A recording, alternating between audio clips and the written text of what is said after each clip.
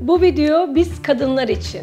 Biz kadınlar için mi? Horlama mı? Evet, tabii ki biz kadınlar için. Horlayan erkeklerle uyuyan kadınlar için bu videoyu çekiyorum.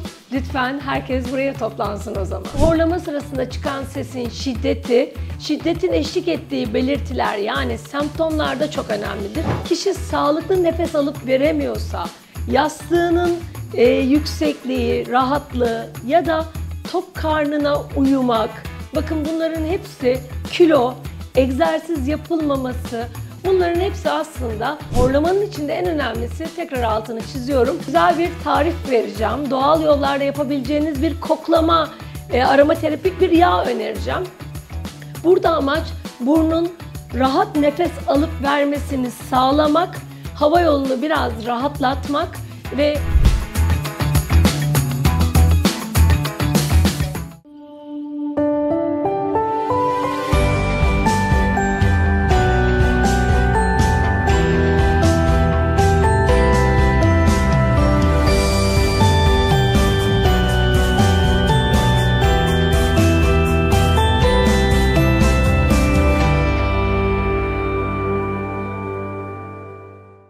bu video biz kadınlar için. Biz kadınlar için mi? Horlama mı? Evet, tabii ki biz kadınlar için. Horlayan erkeklerle uyuyan kadınlar için bu videoyu çekiyorum. Lütfen herkes buraya toplansın o zaman. Horlama nedir? Horlama nefes alındığında alınan havanın boğaz bölgesinden geçişi sırasında yumuşak dokuyu titretmesi sonucu oluşan bir sestir aslında. Aynı zamanda horlama erkeğin aslında ben buradayım demesinin de bir şekli olabilir. Uyku sırasında dil kökü, damak, küçük dilin boğaz ile birleştiği alan, dolayısıyla hava yolunun bulunduğu alan daralır. Buna bağlı olarak da nefes alıp verirken ortaya çıkan sesin şiddeti, gürültüsü, solunum yolunun ne kadar dar olduğuna bağlı olarak farklılık gösterir ki bu da yanınızda yatan eşinizin, partnerinizin horlamasının şiddetini ve gücünü ortaya koyar. Yetişkinlerin yaklaşık olarak %45'i horlar ve bunların %5'inde şiddetli horlama görülür. Çocuklarda ise bu oran %12 civarındadır. Horlama çoğunlukla uyku pozisyonuna bağlı olarak görülse de yorgunluk, uykusuzluk, sigara ve alkol tüketimi, yaş, kilo ya da enfeksiyonel hastalıklar, kulak burun boğaz hastalıkları sebebiyle ya da kullanılan bazı ilaçlar da horlamanın şiddetini kişiden kişiye değiştirip arttırmakta. Horlayanların daha şiddetli horlamasına sebep olmaktadır. Bazı horlamalar gerçekten sadece ev halkını ve yatağı paylaştığınız ya da oda arkadaşınızı etkilese de bazı horlamalar gerçekten önemli olabiliyor ki burada tıkayıcı uyku apnesi ile horlama birbirine eşlik ediyor. Burada solunumun kısa bir süreyle kesilmesine yol açan önemli bir rahatsızlık ortaya çıkıyor. Bazen bir gecede onlarca hatta yüzlerce kez tekrarlayan solunumun durması pek çok sağlık sorununa da yol açabiliyor. Bu yüzden horlama sırasında çıkan sesin şiddeti, şiddetin eşlik ettiği belirtiler yani semptomlar da çok önemlidir. Çoğu zaman bu durum uyku apnesi dediğimiz durumu da yaratmakta.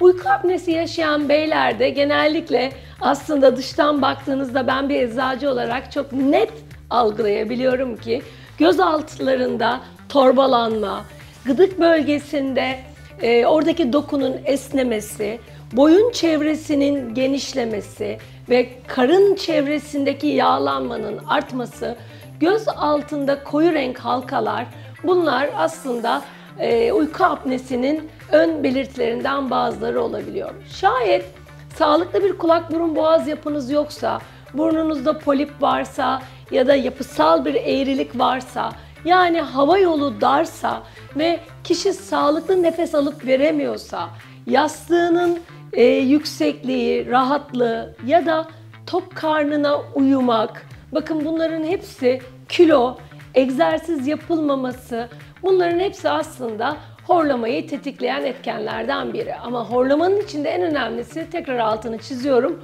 uyku apnesi dediğimiz solunumun gecede birden fazla, hatta yüzlerce kez ne yazık ki kesilmesi ve durması. Çoğu zaman belki yanınızdaki insan fark ediyorsa nefesinin kesildiğini, sizi hafif itekleyip uyandırarak nefes almayı yeniden başlatabilir. Dolayısıyla gerçekten önemli. Bu arada beyler, üzerinize alınmayın. Kadınlar da, çocuklar da zaman zaman horlayabilir. O yüzden kendinizi kötü hissetmeyin. Şimdi size güzel bir tarif vereceğim. Doğal yollarla yapabileceğiniz bir koklama, aromaterapik bir yağ önereceğim. Burada amaç burnun rahat nefes alıp vermesini sağlamak, hava yolunu biraz rahatlatmak ve sizin daha rahat uykuya geçmenizi sağlamak. Tabii bu sayede ev halkı da sizinle birlikte daha rahat bir uyku kalitesi yaşayabilir. Bunun için kullanacağımız ürünler: mercan köşk kullanacağız, ıtır, İngiliz lavantası, sedir, ki sedir benim erkeklerde kullandığım, çok sevdiğim bir uçucu yağ, ökaliptus ve akgünlük dediğimiz tamamen aromaterapik yağlardan oluşan bir koklama hazırlayacağız. Bu karışım horlamanın önlenmesine yardımcı olduğu gibi uçucu yağları bir rolon içine koyarak sıklıkla koklama suretiyle, ama koklamadan önce şişeyi çalkalamak suretiyle, yatmadan önce burun köküne sürülebilir, derin derin nefesler alınabilir ya da biraz sonra yapacağım gibi, burada gördüğünüz gibi, eğer odanızda, yattığınız odada bir difüzör varsa difüzörün içine damlatarak uyumadan önce odanın havasının da yine bu yağla temizlenmesini sağlayabilirsiniz. Bu sayede kişi çok daha rahat nefes alır. Fakat eğer bir sara, nefes darlığı, astım, koah gibi bir rahatsızlığı olan biriyseniz ya da kanser hastalıkları ya da kalp hastaları varsa içinizde, kullanmadan önce lütfen doktor ve eczacınıza danışın. Çünkü kan sulandırıcı ilaçlarla birlikte de kullanılmasını çok önermiyorum. Çünkü bunlar tıbbi aromaterapik yağlar. Burada gerçekten etkin bir tedavi metodundan bahsediyoruz. Dolayısıyla doktorunuzu ve eczacınızı süreciniz konusunda lütfen bilgilendirin diyorum. Şimdi bunun için önce az önce bahsettiğim yağları bir rolon şişeye alıyoruz. 3 damla ıtır uçucu yağını damlatıyorum.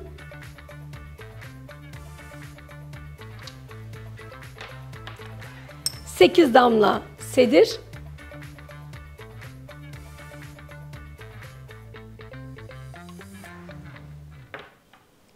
4 damla günlük frankinsen uçucu yağı,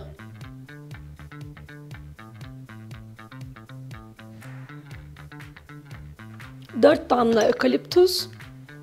Nefes açmada hakikaten çok sevdiğim, burun tıkanıklığında, nefes almada çok sevdiğim bir uçucu yağ.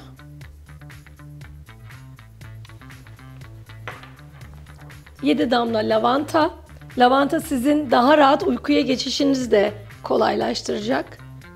1-2 damla yastığınıza da damlatabilirsiniz.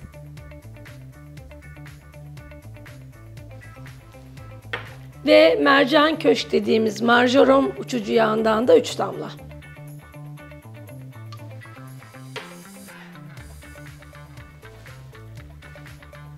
Kullanmadan önce mutlak suretle homojen bir şekilde karışması bizim için oldukça önemli. Daha sonra uykuya geçmeden önce derin derin koklama yaparak uygulayabileceğiniz gibi, eğer yattığınız odada bir difüzörünüz varsa hazırladığınız karışımdan 1-2 damla difüzörün içine damlatarak da